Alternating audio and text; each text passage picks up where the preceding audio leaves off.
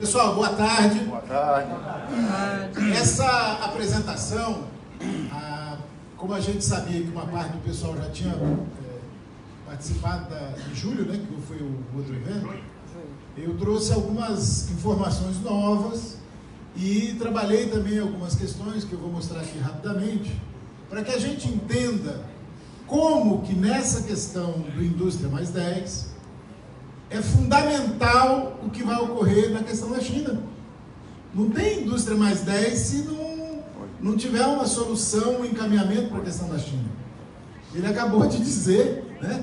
A gente tem lojas que a gente vai, aquele cara democrata, né? Aquele da Havan, né? Aquele bem progressista. Todos os produtos da Havan são made in China. Todos. Impressionante. Aí você entra em outras lojas também. Então a gente vai dar só um comentário de cultura chinesa. Essa homenagem que vocês estão vendo aqui nessa imagem é uma homenagem a Confúcio. E Confúcio morreu há 2.500 anos. Essa homenagem é do ano passado. E Confúcio era um pensador que trabalhou muito a questão do Estado, né, da burocracia, do papel do governo. E influencia muito a lógica dos atuais governantes chineses, apesar de ter existido há 2.500 anos. Né? Bom, todo mundo aqui conhece a China. O nome da China em chinês é Zhongguo, que significa Império do Meio, Império do Centro. E é importante a gente ter essa compreensão, porque muitas vezes a gente não se dá conta de como a China está inserida na Ásia.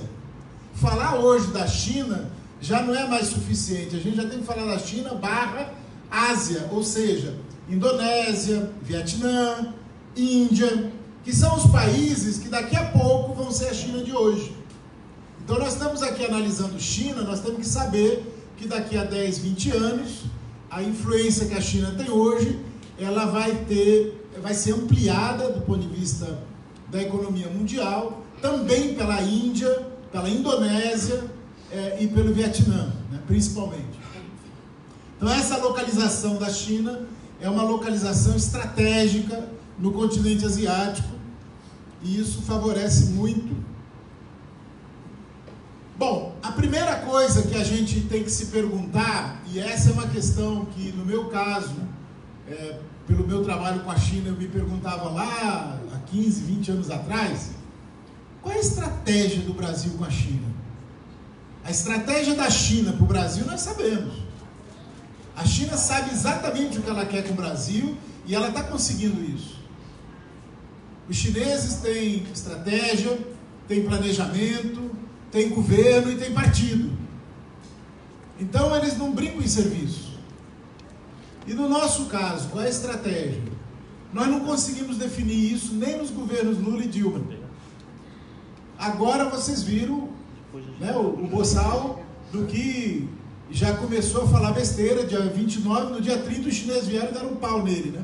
No editorial do jornal chinês China Daily, eles deram um cacete nele. Por quê? Porque a China, nos últimos anos, ela representou nada menos que 300 bilhões de dólares de compra de produto brasileiro. 300 bilhões de dólares a China comprou nos últimos anos, esse de 2003 para cá. Ora, você não dá um chute num cliente que compra 300 bilhões de dólares, né? A China tem um peso na economia brasileira, só na parte de investimentos, são mais de 50 bilhões de dólares de investimentos. Eu vou mostrar aqui. Como é que você simplesmente chuta um parceiro comercial desse, né? Não tem como. Então a gente precisa ter presente que a relação da China com o Brasil é uma relação de muito dinheiro. Muito dinheiro. Nós sabemos que o setor da mineração, os mineradores ganham muito dinheiro com a China, o chamado agronegócio ganha muito dinheiro com a China, mas tem uma série de desdobramentos do ponto de vista da economia nacional que não é só esse setor de muito dinheiro que está ganhando muito dinheiro. Tem desdobramentos também, inclusive para a pobreza, porque está comprando produto a um custo menor. Então é importante a gente entender que nessa relação Brasil-China existe um lado que tem uma estratégia, que é a China, e um lado que não tem uma estratégia, que é o Brasil.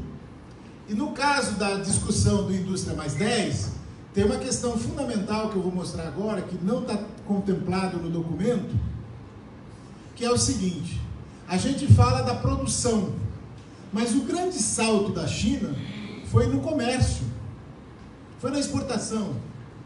E essa é uma questão que, se no Indústria Mais 10 não incluir a parte da exportação, do comércio exterior, nós vamos ficar patinando, porque o Brasil hoje não consegue vender lá fora. A nossa condição de venda no mercado externo é muito pequena. Nós não temos preço. Nós não conseguimos competir porque não temos preço. Aqui saiu ano passado, aliás, ano atrasado, 2016, e muita gente se espantou. Porque qual era o discurso? O discurso era o quê? Olha, na China o pessoal ganha uma miséria, por isso que eles são tão competitivos. E aí, de repente, você descobre que não, que na China eles ganham melhor do que no Brasil. E aí, como é que você explica, então? Essa é uma questão que deu um nó na cabeça de muita gente, porque o discurso era: olha, a China vende barato porque paga uma miséria para os seus trabalhadores. Então, nós temos que entender que não é tão simples assim, né?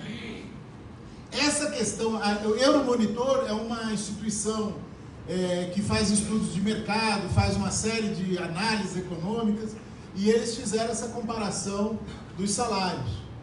Então isso é interessante porque quebra um pouco a imagem que se tinha, né? Esse estudo aqui foi do Bresser Pereira, que é aqui de São Paulo, que ele mostra o ganho do poder aquisitivo na China, como que eles aumentaram o poder aquisitivo, e aí ele compara com o Brasil, com Tailândia e com Coreia do Sul, né? Então vocês vejam por que a China tirou da miséria, nesses quase 40 anos, mais de 600 milhões de pessoas. Eles incorporaram na economia mais de 600 milhões de pessoas.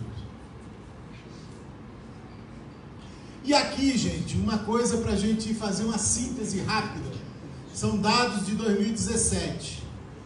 Quando a gente fala, mas a indústria pesa tantos por cento no PIB, mas é que os 40% que pesa no PIB da China, quer dizer, esses quase 5 trilhões que a indústria faz parte do PIB total da China, a maior parte dos países, a indústria pesa mais ou menos 500 bilhões. Quer dizer, a China é quase 10 vezes o peso que a indústria tem do ponto de vista econômico, é quase 10 vezes o da maioria dos países mais industrializados. O único que fica um pouco acima ali seria o Japão e Estados Unidos, e depois a Alemanha, todos na faixa de 500 bilhões. Então o PIB chinês não é só que a indústria tem 40% do PIB, é que esses 40% é muito dinheiro. É muito dinheiro. Então, se vocês pegarem, por exemplo, o PIB brasileiro, o PIB total, vocês vão ver que só o PIB da indústria na China é muito mais do que o PIB brasileiro inteiro, né? A outra coisa, esse dado aqui da população, dos trabalhadores e trabalhadoras na indústria, no setor da indústria, esse é um dado de 2015. Hoje talvez esteja em 230, 240 milhões. Isso também é importante para a gente ter uma noção do peso da indústria na China. Tem a questão do peso econômico, tem a questão do peso da massa trabalhadora, né? É mais do que toda a população brasileira. A exportação de manufaturados é quase a pauta de exportações da China, quase tudo que a China exporta são produtos industrializados.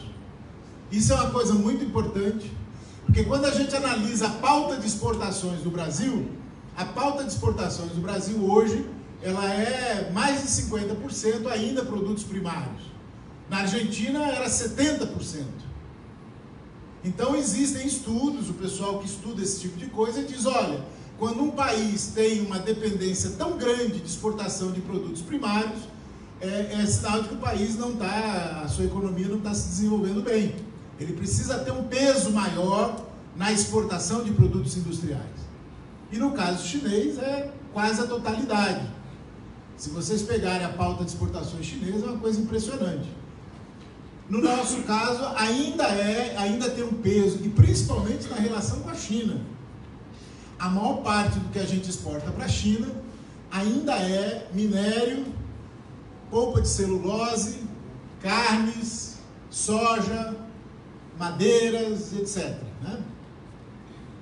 E aí, a UNIDO, que é um órgão das Nações Unidas que cuida só da parte da indústria, eles têm um estudo agora de 2016 que mostra o seguinte: em termos de competitividade, lá em cima, um 100 é a China. E aí, Estados Unidos, 90 e não sei o quê, o México, 60 e não sei o quê. Quer dizer, o país mais competitivo em termos industriais de todos é a China. E essa competitividade na indústria, eu vou à China desde 97, eu morei lá e já passei mais de 2 anos da minha vida rodando o país. Eu vi indústrias bem atrasadas, lá nos anos 90, e vi indústrias tão modernas que praticamente não tinha gente. Era tudo automatizado, com sistema de leitura ótica, como não sei mais o que eu fiquei, inclusive, achei que o pessoal estava no horário de folga, porque não tinha ninguém. Olhando de cima da fábrica assim, não tinha ninguém, mas é que era tudo máquina mesmo. Isso na China, né? Então vocês imaginem. Isso aqui é uma publicação agora de 2018, da UNIDO. É interessante, dá para baixar na internet, é gratuito. Essa aqui é uma versão em espanhol, tem versão em inglês também. E esse evento agora, dia 27, semana que vem, é também sobre essa questão da manufatura global, enfim. É interessante a gente ver como que o mundo inteiro está se preocupando, está debatendo, está vendo como é que vai fazer com a indústria. E, no caso, sempre o parâmetro, né, o que vai norteando é, bom, e aqui, como é que fica a China nisso? Antigamente eram os Estados Unidos e a Alemanha, né? Aqui, gente, um dado interessante. Quando a China começou esse processo de reformas, lá em 1980, a China era apenas o 11º maior PIB do mundo, com 0,2 trilhão. O Brasil, o 15º, com 0,15. Aí a China agora, ano passado, o PIB dela foi a 12,2 trilhões. Quer dizer, 12 trilhões a mais. Né? E, pela paridade do poder de compra, seria 23 trilhões, quase o dobro. O que eles fizeram que a gente precisa discutir, que é interessante para o Brasil? Quer dizer, a China, em 1980, ela começou a implantar zonas de processamento de exportação. Foram 14. E eles conseguiram, com isso, alavancar o crescimento industrial do país de uma maneira absurda, assim, um negócio tão grande que chega a ser meio surreal. Aqui no Brasil, nós já tivemos tentativas de ZPE que nunca foram para frente. Na China, eles tiveram que fazer uma briga política muito forte, porque houve uma resistência interna, inclusive do próprio pessoal do Partido Comunista, porque a lógica da ZPE era abrir o território chinês para indústrias estrangeiras. Quando a gente fala, viu, companheiro, que a maior parte dos produtos que a gente encontra em tudo quanto é setor é made in China, é apenas made in China do ponto de vista do local que foi produzido. Mas a maior parte das exportações chinesas são produzidas por empresas de outros países. Mais de 60% do que a China exporta não é produzido por empresa chinesa.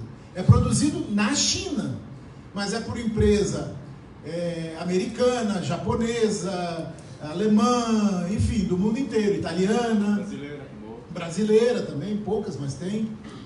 Então é importante a gente entender por que eles estão agora dando essa mudada tão significativa no modelo deles.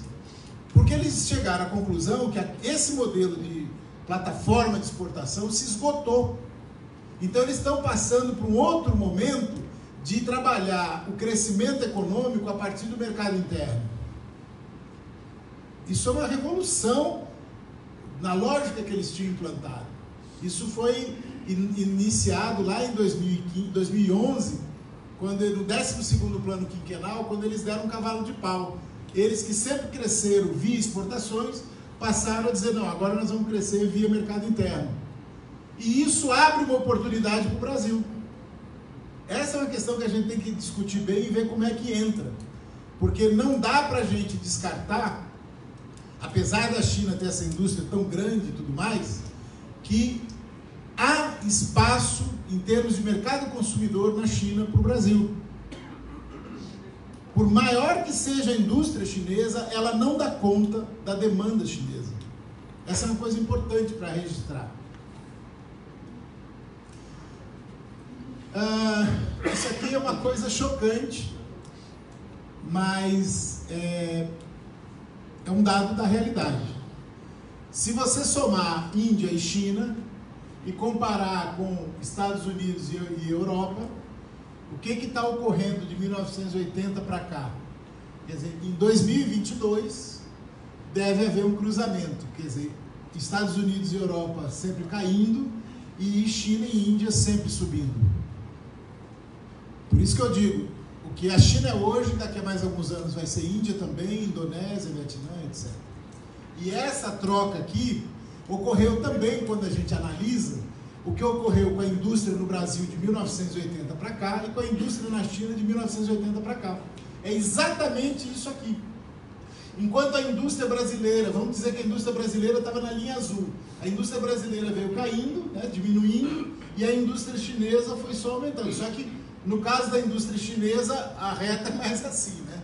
A coisa foi mais radical, digamos, foi mais rápida.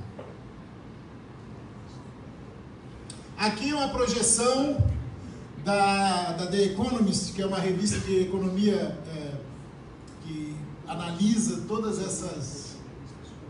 esse setor aqui, ele mostra o quê? Aqui é o peso da Ásia no PIB até 2050. Então vocês observem que a Ásia vai só crescendo a sua participação no PIB, os outros, Américas, azul ali, vai só diminuindo, Europa lá em cima vai só diminuindo e Oriente Médio cresce um pouquinho. Então essa é uma projeção para os próximos anos. Ali no Indústria Mais 10 a gente pergunta, tá, mas como é que vai ser daqui a 30 anos, né? Daqui a 30 anos vai ser isso, um domínio asiático absoluto. O de baixo é a Ásia. Aqui é 2030, 2040, 2050. Então vocês veem que a Ásia vai ter uma participação cada vez maior no PIB mundial. As Américas, quer dizer, América do Norte, Canadá e tal, só diminuindo, os outros, no caso do Oriente Médio, cresce um pouquinho. Mas ali fica claro que, pela estimativa deles, o mundo vai ser asiático, né? Quem ainda não sabe falar mandarim, é bom começar a se preocupar. A África é o Oriente Médio? Hein? A África está no Oriente Médio? Eu não sei o critério que eles colocaram aqui, ou se eles excluíram a África, porque a África, obviamente, não é Oriente Médio. O Oriente Médio é só Oriente Médio, né? Mas esse estudo que eu peguei deles não inclui. E no caso da África, tem uma diferença muito importante, que a África vai ser o continente com a maior população em 2050. A maior população do mundo vai estar na África. Isso aqui é só para a gente entender que esse movimento asiático, a China já foi a maior economia do mundo no século XIX, aí ela perdeu muito por várias razões, e esse fenômeno aqui, vocês vejam que está voltando para a Ásia. Se você somar Ásia, China, Japão, Índia, o PIB, o peso, Coreia do Sul, o peso que hoje que esses países têm na economia mundial é um peso muito grande. E aqui uma novidade para a gente se impressionar com a questão do que é o capitalismo, né? A gente muitas vezes fala do capitalismo como uma coisa teórica, mas na hora que você pega e vê como é que esse capitalismo da China está resultando numa velocidade enorme de novos bilionários, eles calculam que a China hoje ela produz a cada uma semana 2 bilionários. A cada semana 2 bilionários, né? Então vocês vejam aqui, esse estudo saiu agora, ele é um estudo que mostra o crescimento dos bilionários no mundo e como que esse crescimento ele ocorreu principalmente na China, né? E a estimativa desse estudo é que nos próximos anos a China realmente não só vai ser a mais rica enquanto país, mas vai ser também o país com mais ricos. E essa é uma questão assim impressionante. Por quê? Porque esses ricos vêm das áreas de inovação, são das empresas de inovação, na indústria e tudo mais, ou aquelas indústrias de escala intensiva, ou essas de inovação, essas indústrias mais na área de tecnologia. Aqui, gente, é importante entender, do ponto de vista do movimento do capital no mundo, como é que funciona a lógica chinesa. O que a China já está fazendo há algum tempo?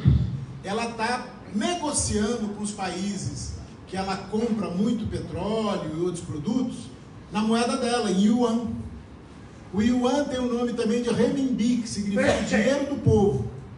Então, o yuan passou a ser a moeda de negócio da China em vários países. E isso cria um problema para os Estados Unidos gigantesco, porque os Estados Unidos, desde os anos 70, domina e ganha muito dinheiro com todas as transações comerciais do mundo, que tudo tem que ser triangulado com dólar. A gente, quando viaja para o exterior, tem que triangular com dólar. Essa triangulação levou a primeira paulada com o euro. Quando surgiu o euro, a coisa já começou a... E agora, o yuan, veja, eu estou falando do país que é o maior do comércio mundial. A China negocia por ano mais de 3 trilhões de dólares. Se ela começar a fazer tudo isso em yuan, olha o dinheirão que os Estados Unidos perde.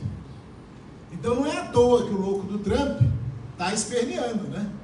Porque eles têm noção do tamanho da porrada que significa a China puxar para ela uma parte considerável do dinheiro que circula em dólar passar a ser em yuan. E eles já estão fazendo isso. E a China tem hoje vários instrumentos financeiros enormes. Os bancos chineses são bancos de patrimônio de 300, 400 bilhões de dólares.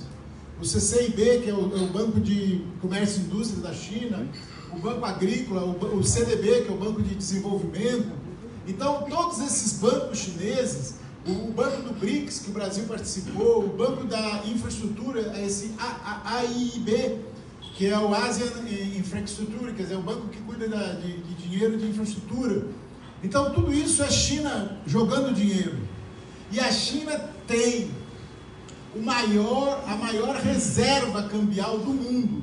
Essa reserva cambial há 2 anos era de 4 trilhões de dólares, aí caiu um pouco, caiu para 3,4 trilhões, e ela está fazendo o quê? Ela não está só em dólar, ela está jogando também em euro e investindo em ativo, que é o que ela vem fazendo no Brasil e em outros países. Por quê? Porque ela sabe que se ela mantiver toda essa fortuna em dólar e os Estados Unidos for vinagre, ela vai junto, né? Então ela tem que se proteger. Aqui, uma coisa importante, eu botei em vermelho para destacar para vocês. Essas aqui são as principais diretrizes do 13º plano quinquenal que está em vigor hoje na China. Reparem o interessante. Primeiro, desenvolvimento inovador. Quer dizer, eles já sinalizavam que eles iam investir nessa área de inovação. Depois, modernização agrícola. O que é modernização agrícola? Também é toda essa área de inovação, de máquinas e tudo mais. Aqui, esses 2 aspectos são fundamentais, porque o governo chinês, em que pese muito debate que existe sobre isso, mas o governo chinês continua se proclamando socialista e continua colocando como objetivo principal nos seus planos quinquenais acabar com a miséria, melhorar a condição de vida da população, acabar com a miséria, reduzir desigualdade, isso em todos os planos, e eles vêm fazendo isso. Então é bem provável que até 2025 a China não tenha mais pessoas na condição de pobreza. E por último, reparem aqui a questão da estrutura industrial. Esse ajustar e otimizar é tão simples, né? Ajustar e otimizar. Nós estamos falando do maior parque industrial do mundo, eles colocam ajustar e otimizar, né? Mas o chinês é assim, ele tem um simbolismo muito grande nas frases. Então esse ajustar e otimizar, na verdade o que eles estão dizendo é o seguinte: olha, nós vamos colocar todas essas fábricas velhas, né, para fora, nós vamos modernizar tudo, nós vamos, sabe? E eles estão fazendo isso. Quem foi à China 10 ou 20 anos e volta agora não vai acreditar que está indo no mesmo país. Quem visitou indústrias, eu visitei a indústria da Embraco, lá em 2007. Em 2009 a Embraco mudou para o sul lá de Beijing. Olha que interessante, a Embraco é uma empresa que é sócia da prefeitura de Beijing. O nome da empresa é Snowflake, né? Floco de neve. E a sociedade é de uma empresa particular com uma prefeitura. Vai você entender, né? Coisa de China.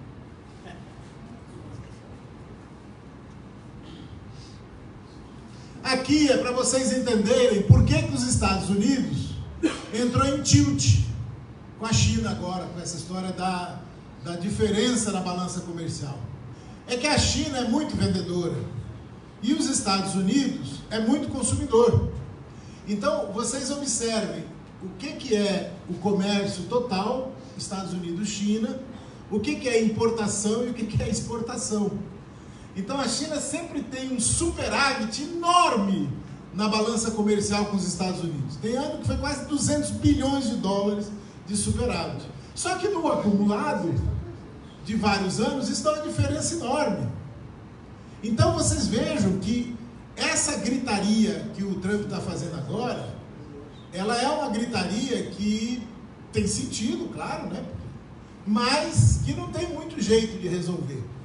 Porque a China, ela tem muita empresa norte-americana produzindo e exportando para os Estados Unidos. Como é que os americanos vão proibir a entrada de um produto que é de uma empresa norte-americana? Não importa em que país está. Ela é norte-americana. E aí? Então é mais complexo isso, mas realmente dá uma diferença enorme a questão das importações e importações, a relação comercial, a balança comercial China e Estados Unidos. E a China sempre teve essa vantagem, que aliás essa vantagem é uma vantagem histórica. Foi por isso que a Inglaterra atacou a China lá em 1832 na Guerra do Ópio. Porque a China não queria comprar as coisas da Inglaterra, não precisava, e a Inglaterra comprava muita coisa da China. Aí começou a vender ópio para a China. É a mesma coisa, não, só muda o produto. A lógica é a mesma. É o superávit comercial. Aquele moço que está ali falando é o presidente chinês, o Xi Jinping, e eles têm esses eventos. E aqui é uma coisa que é importante a gente registrar. Os chineses fazem política o tempo todo. A grande política, né? A grande política, a mega política, eles atuam o tempo todo. O que tem de evento, de foro, de não sei o que, eles o tempo todo articulando. Então, essa é uma questão importante. Enquanto o Trump dá canelada nas pessoas, os chineses estão fazendo política. Estão conversando, estão ouvindo, estão fazendo aliança. Então, eles têm uma habilidade muito grande, não só para vender, mas também para vender ideias, né? Para passar essas... Vocês vejam que aqui eles estão trabalhando todas as questões que interessam para eles. E eles vão conseguindo aliados, né? Aqui saiu agora, esses dias, o Índice Mundial de Inovação, que inclusive teve participação da CNI do Brasil e do Sebrae. É a primeira vez que acontece isso. Eles participaram como sócios especializados. Esse índice de inovação é da Organização Mundial de Propriedade Intelectual. É importante a gente entender isso. Por quê? Porque a China passou de 2017... 2017 a 2018, ela saiu de 22 para o 17º lugar. O Brasil também, o Brasil deu uma crescida, melhorou. Mas está lá em 64º lugar. Né? Isso aqui são os países que estão na linha de frente do ponto de vista da indústria, em termos de competitividade, de inovação, né? É o pessoal que está ali acelerado. E vocês vejam que a China, porque aqui também é China, né? Hong Kong também é China. Então vocês vejam que a China tem, e aí tem vários da Ásia, né? Japão, Coreia do Sul.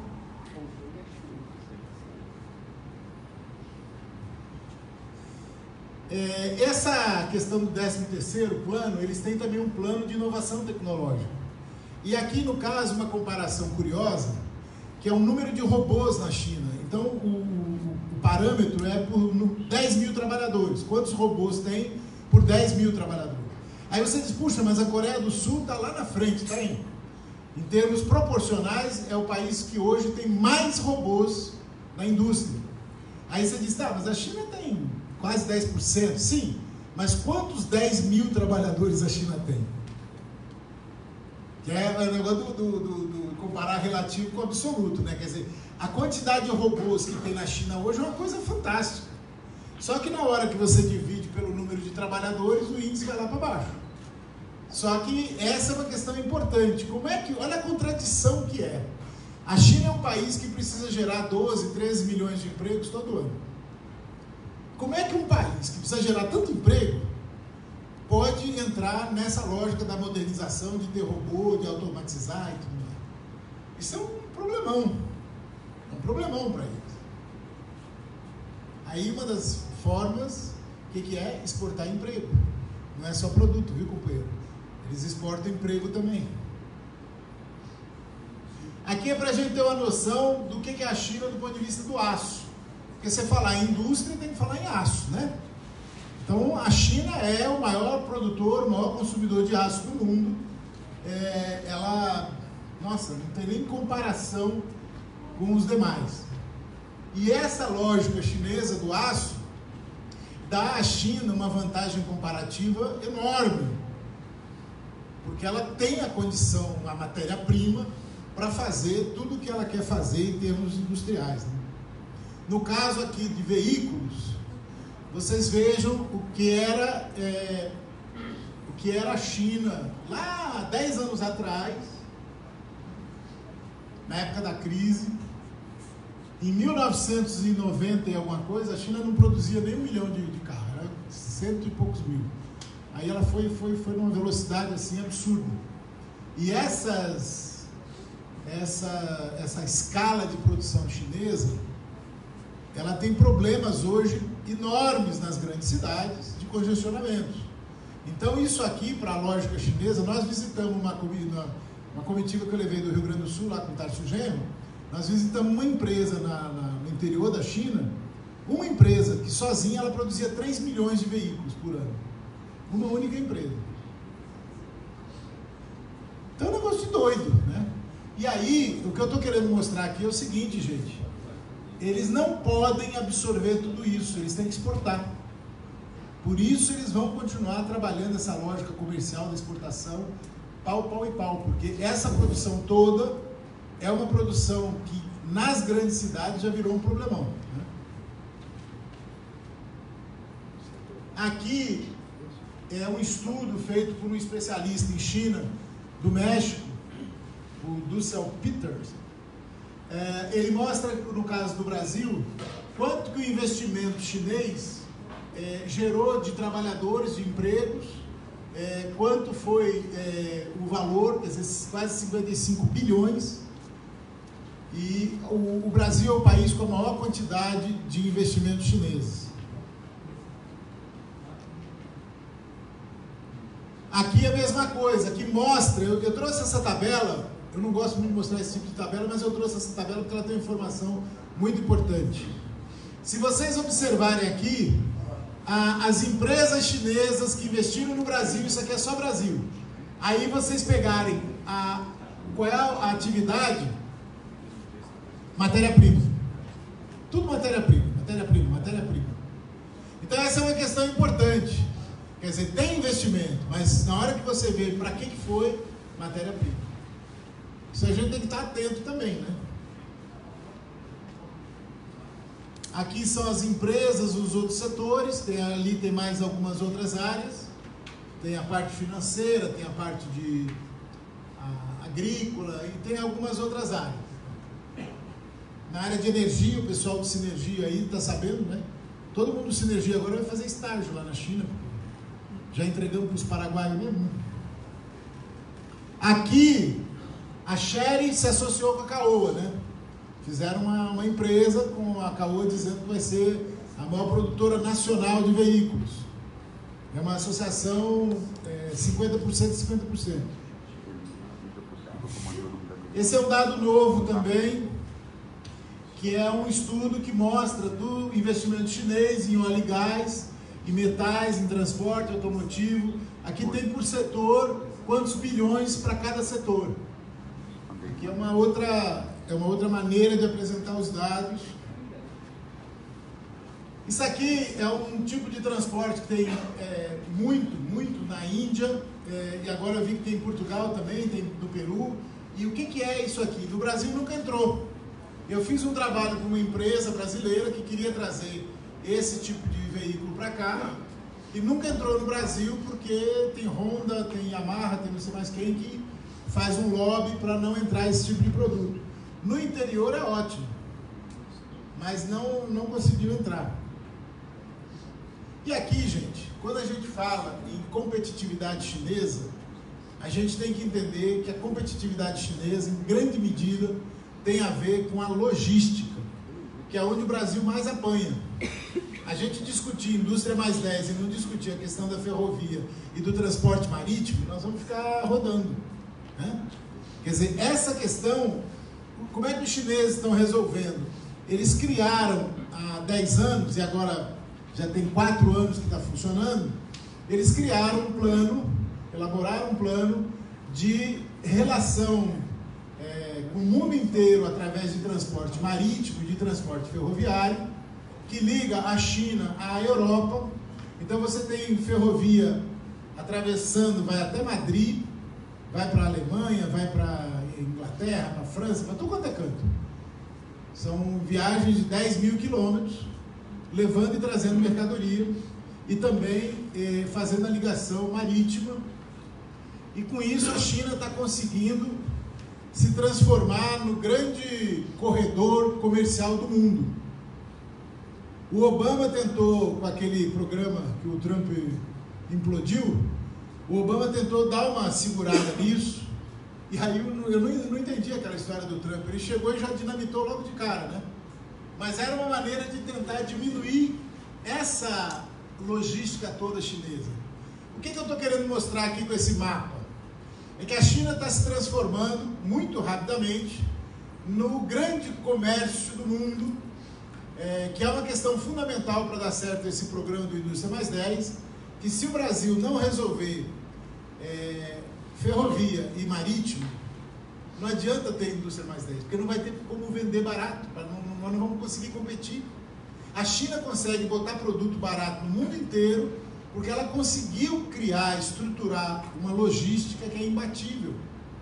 Os custos de navio e de ferrovia da China.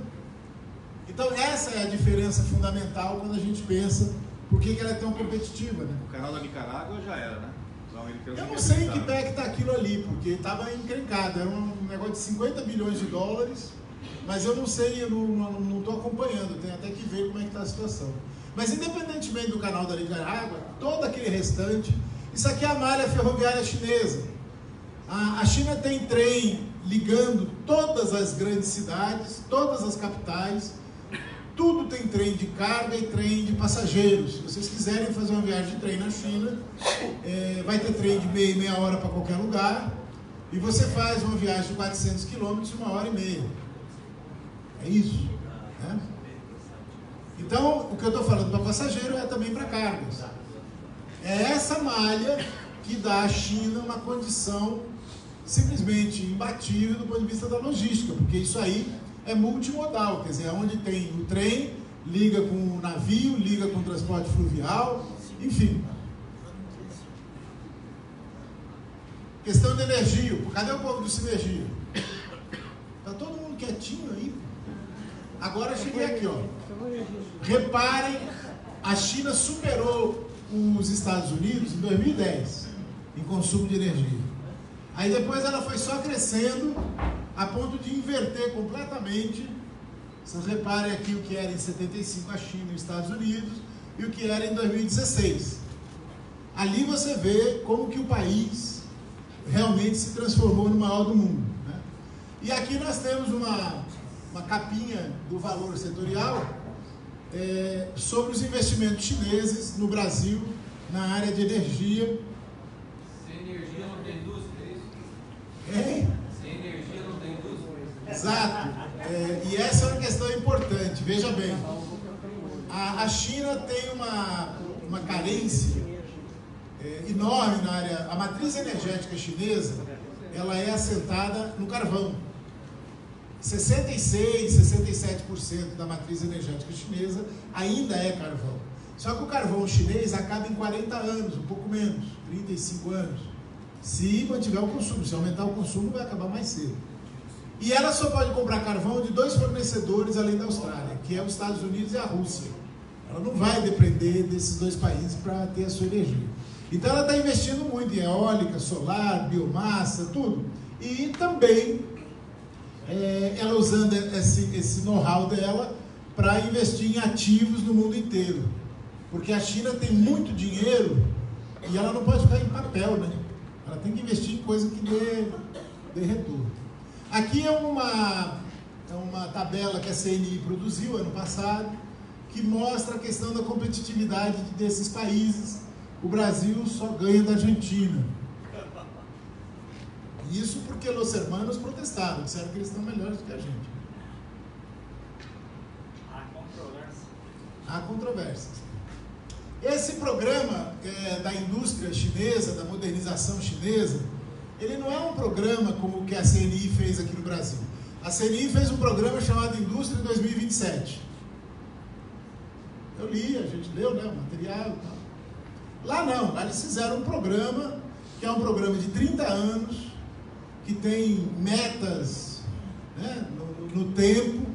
Vocês veem que eles usam umas palavrinhas simples, né? Liderar inovação, só isso.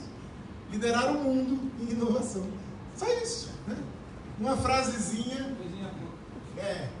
E aqui, gente, o que é importante a gente entender é o seguinte: a China não é como aqui no Brasil, que a gente faz um programa, PPA, não sei mais o que, né? Aí depois não deu certo. Não, lá eles levam ali a ferro e fogo. Então, esse programa de modernização, ele está acontecendo, eles estão botando muito dinheiro. Só para vocês terem uma ideia, na comparação, os Estados Unidos investiram 500 bilhões de dólares em pesquisa e desenvolvimento, a China 297, o Brasil 20. É essa a questão. Quer dizer, não tem comparação. Normalmente o pessoal me pergunta, tá, mas por que aqui no Brasil a porrada vai ser maior do que em outros países?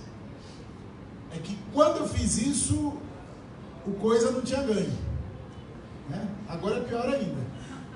Eu estou naquela fase de cenários. Aí o pessoal me pede para fazer cenários. Agora tem 3 cenários: ruim, péssimo e catastrófico. É sério, não tem cenário bom. Não estou brincando, não tem cenário bom. Se alguém disser que tem cenário bom, não vai ter cenário bom.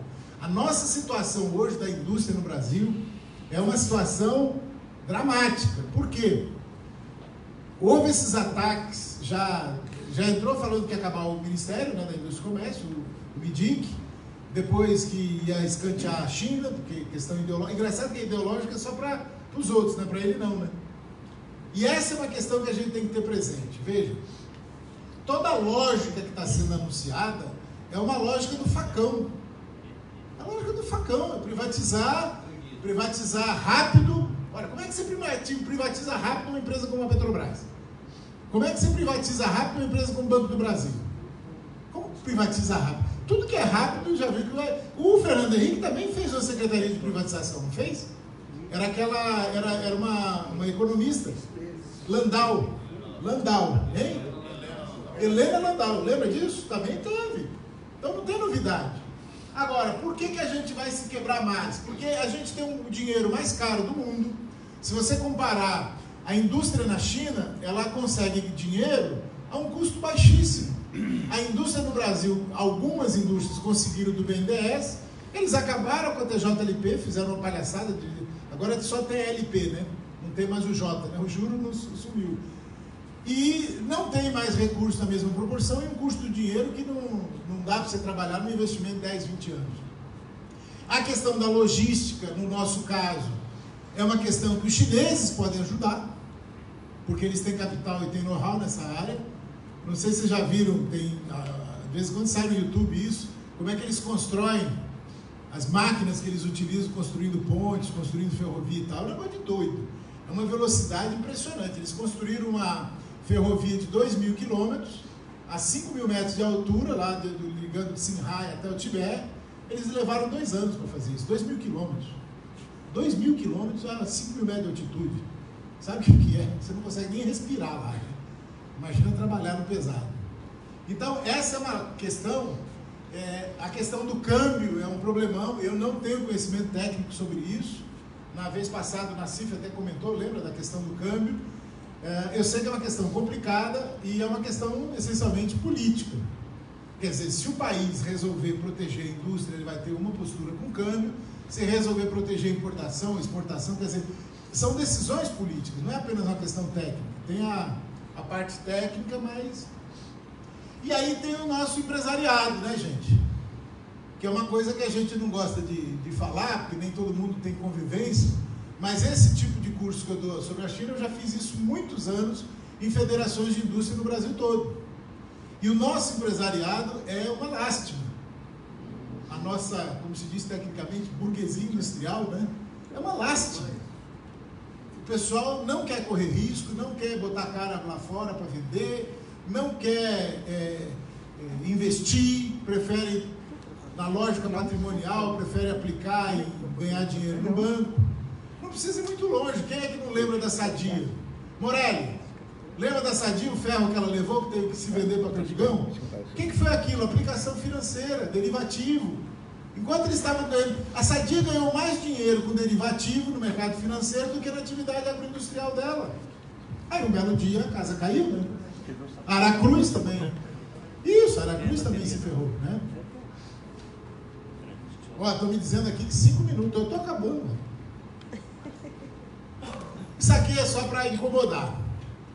Porque assim, a gente está em São Paulo, que deveria ter uma rede de metrô fantástica, mas ficamos esses anos todos aqui com o PSDB e deu no que deu, né? Se vocês pegarem a cidade de Xangai, Xangai tem 5 vezes o que o São Paulo tem de metrô. Então, essa aqui é Beijing. Isso é um anel que eles estão fazendo, eles têm 6 anéis, agora estão fazendo o 7º. Essa cidade, a capital da China, é uma cidade que todo dia você está indo num lugar que tem uma linha nova de metrô, né? Então eles têm uma obsessão com essa questão de logística, de metrô, de transporte de massa, né? Transporte coletivo de massa. E essa é uma questão importante, porque assim, quando a gente pensa que a gente ainda vende nossos produtos, tipo soja, né?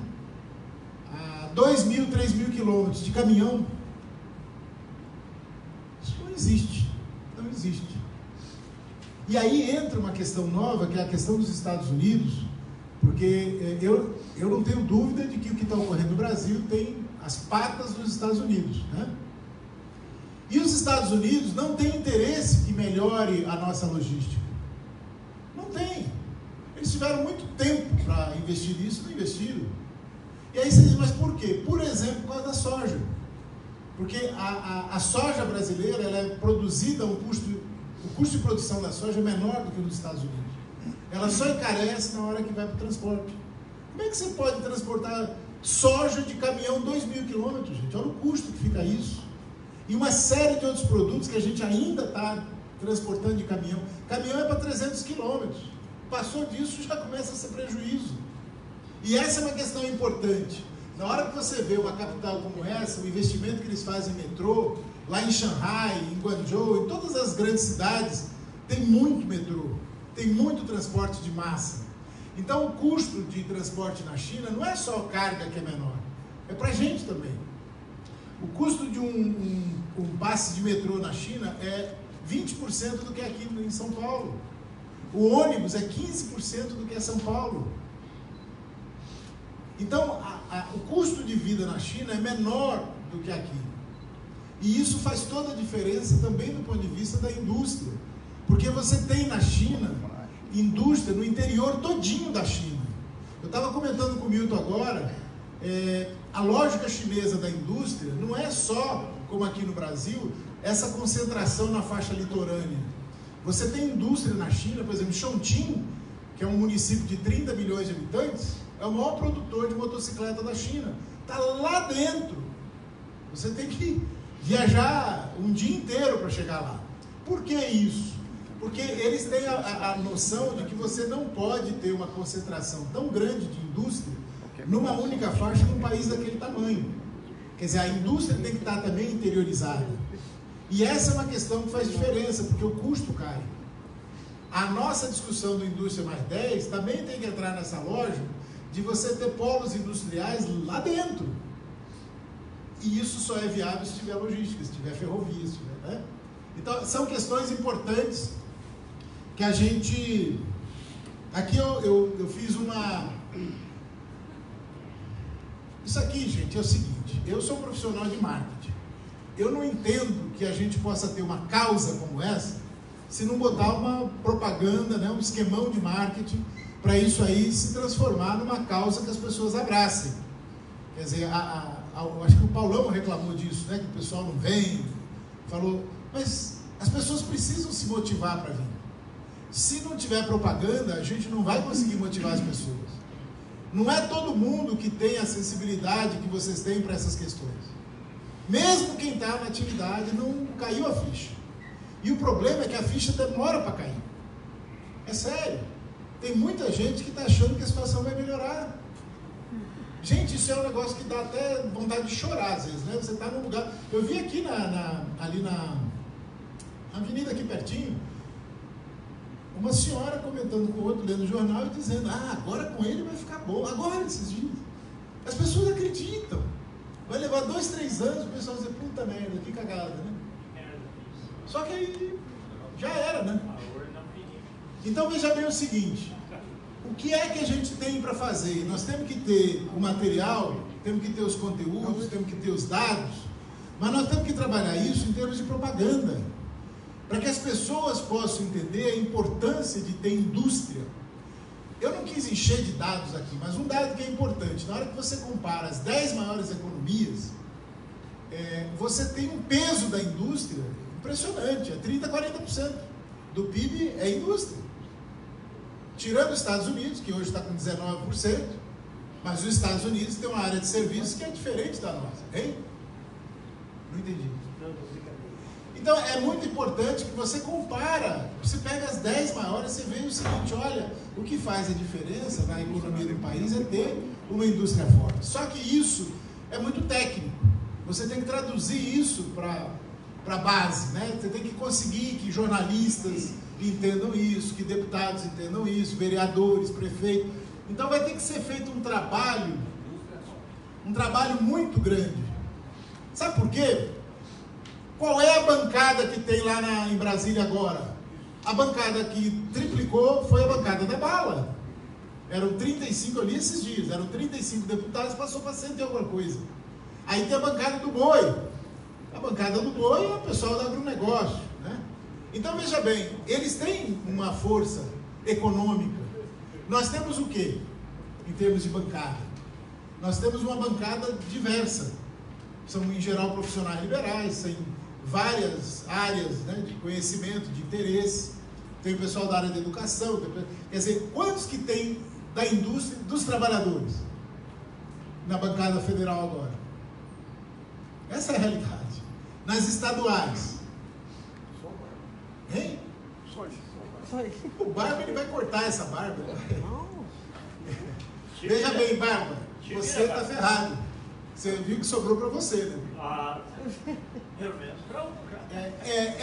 Esse trabalho, ele precisa iniciar logo, porque a gente está na iminência de, no que assumir o governo, eles vão entrar mostrando serviço. Eles vão entrar mostrando serviço. Esse Paulo Guedes é um louco. Eu leio os artigos que esse cara escrevia na Exame há uns 30 anos. Na hora que eu vi que era ele, eu falei, gente, estamos ferrados, o cara é um doido. O Malan é de esquerda perto dele. Perto desse Paulo Guedes. E o Fraga é de esquerda perto dele. É você que traz esses bilhetes? Pessoal, aqui eu estou encerrando, isso aqui é do meu pai. Quem entende de China é ele, eu estou só aprendendo, certo? Isso aqui é um livro dele Unesp, aqui da Fundação Perseu Abramo. Esse livro está disponível para download, não custa nada, é só entrar no site da Fundação Perseu Abramo e baixar o livro. É um livrão, são mais de 500 páginas, e ele é interessante para quem quiser entender um pouco de China, é de grátis, né? Tá bom? Muito obrigado, estou aqui para perguntas e respostas.